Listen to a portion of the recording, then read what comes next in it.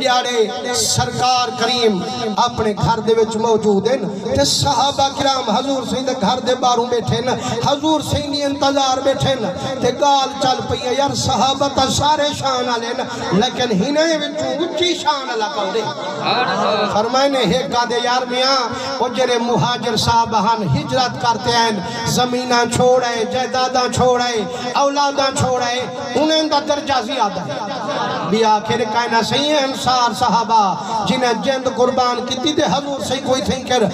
ٹکا آکھی دونے انہیں دا درجہ اچھائے کہیں آکھا میاں انہیں دا درجہ زیادہ ہے جرہ سارے کنو پہلے کلمہ پڑھئے جائے میں لگی میں گال ہی تھے نا آپس دے وچ فضائل صحابہ بیان تھے نا حضور سے جو اٹھیں گھروں باریں فرمائنے صحابہ آواز اچھا پیا تھی نے یار ایک کیہاں شورے کہ جھنگال ہی بیٹھے کریں دو صحیح ہے فضائل صحابہ بیان بیٹھے کریں دو جو صحیح ہے جرے ہجرت کرتے ہیں او اچھی شان دے مالک ہیں یا جرے پہلے رہن دے ہیں او اچھی شان دے مالک ہیں جنہیں جنگ بدر حاضری دیتی او اچھی شان دے مالک ہیں حضور سے فرمائے فضائل صحابہ بیان کرو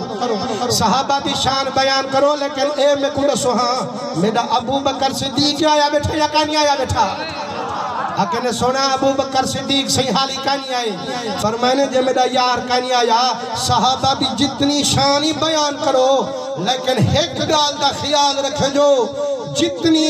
جڑے صحابی دی شانی جتنی بیان کرو میرے ابو بکر دی شان انہیں کنو زیادہ